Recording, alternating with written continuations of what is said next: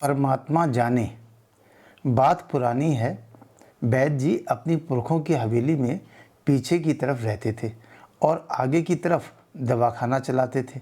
उनका नियम था, दवाखाने में बैठते ही भगवान की पूजा करते, फिर पत्नी द्वारा तैयार दैनिक आवश्यकता के सामान की सूची का अवलोकन करते और प्रत्येक सामान के आगे उसका संभावित मूल्य लिख देते और टोटल करके लिख देते थे कि आज के आवश्यक सामान के लिए कितना पैसा ज़रूरी है।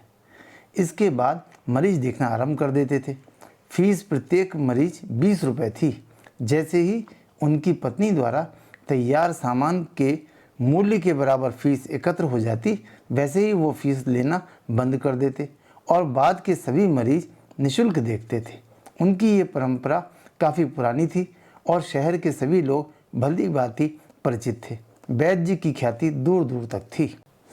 एक बार की बात है कि वैद्य जी मरीज देखकर दवाखाना बंद करने वाले ही थे कि दवाखाने के सामने एक कार आकर रुकी और उसका ड्राइवर बोला कि टायर में पंचर हो गया है, मैं टायर निकालकर पंचर लगवाकर अभी आता हूँ। कार में बैठे व्यक्ति, जिनका नाम कृष्णलाल था, को वो वैद्य जी के दवाखाने के बाहर पड़ी कुर्सी पर बैठा गया। वैद्य जी समझे कि ये कोई मरीज होगा। उन्होंने पूछा तो नहीं, लेकिन देख रहे थे। उसी समय उनकी 2 वर्ष की लड़की भी पीछे से आ गई और चलने के लिए कहने लगी। उस सज्जन ने सोचा कि वैद्य जी को फीस से मतलब होता है, फीस मिल जाएगी तो मैं थोड़ी देर कुर्सी पर बैठा रह पाऊंगा। ऐसे तो फीस लेंगे नहीं, चलो मैं भी दिखा देता हूँ। उन्होंने कहा कि वैद्य जी, मैं लंदन में रहता हूँ, यहाँ आया हुआ हूँ। मेरी शादी को 10 वर्ष हो गए, काफ़ी इलाज भी करा लिया, किंतु संतान सुख प्राप्त नहीं हुआ। वैद्य जी बोले, ये तो ईश्वरी माया है, इसमें किसी का कोई दखल नहीं होता, किंतु फिर भी मैं ये पुड़िया बना करके देता हूँ। 15 दिन तक दोनों लोग खाना, देखते हैं ईश्वर की कृपा होगी। उस सज्जन ने पुड़िया तो रख ली और ये सोचकर 20 रुपये देने लगा कि अब कुछ देर यहाँ बैठने का समय मिल जाएगा। लेकिन वैद्य जी ने तो फीस लेने से इनकार कर दिया और वो बोले, आज के पर्चे का खर्चा तो पूरा हो गया। तब आसपास के लोगों ने बताया कि वैद्य जी का नियम है कि पर्चे का खर्चा पूरा होते ही फीस लेना बंद कर देते हैं, अब फीस नहीं लेंगे। उसको बड़ा ही आश्चर्य हुआ। वैद्य जी का नियम सुनकर हैरान हो गया और थोड़ी ही देर में ड्राइवर टायर का पंचर बनवा कर आ गया और वो कार में बैठकर चला गया।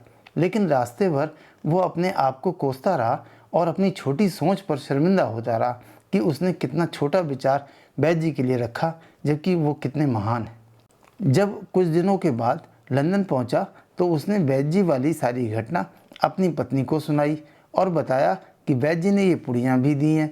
पत्नी को बड़ा अचंभा हुआ और बोली कि आज के मारामारी के समय में कोई ऐसा व्यक्ति भी है जो कि इतना नियमबद्ध है, जरूर कोई महान आत्मा है, चलो उनकी पुड़ियाँ भी खाकर देखते हैं।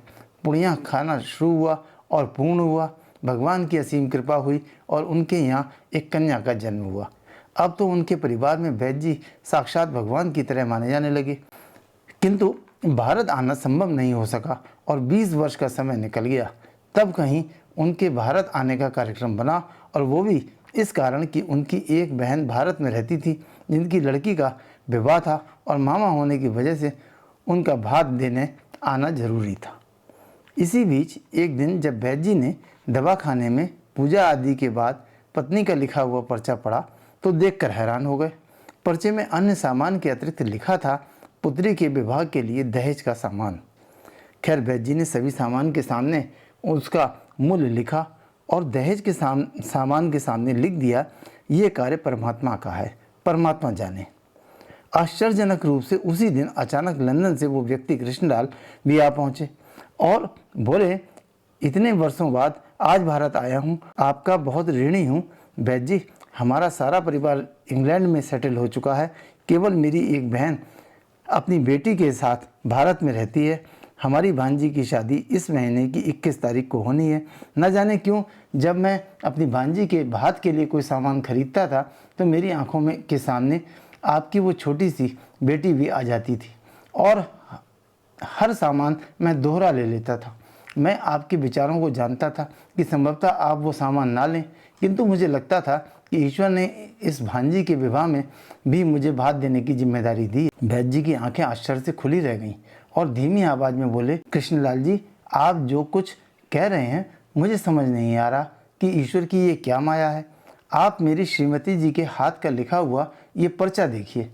और वैद्य जी ने पर्चा खोलकर कृष्णलाल को पकड़ा दिया। वहां उपस्थित सभी ये देखकर हैरान रह गए कि दहेज का सामान के सामने लिखा हुआ था, ये कार्य परमात्मा का है, परमात्मा जाने।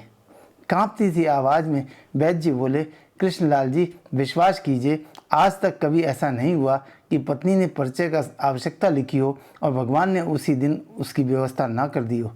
आपकी बातें सुनकर तो लगता है कि भगवान को पता होता है कि वो किस दिन मेरी श्रीमती क्या लिखने वाली हैं। अन्यथा आपसे इतने दिन पहले ही सामान खरीदना आरंभ ना करवा दिया होता परमात्मा ने। वाह भगवान वाह, तू महान है, तू दयावान है। मैं हैरान हूँ कि वो कैसे कैसे अपने रंग दिखाता है। वैद्य जी ने आगे कहा, जब से होश संभाला है एक ही पाठ पढ़ा है कि सुबह परमात्मा का आभार करो, शाम को अच्छा दिन गुजरने पर आभार करो, खाते समय उनका आभार करो, सोते समय उनका आभार करो, नेक नियति करो। करने वाले परमात्मा हैं, सब कुछ उनके हाथ में है।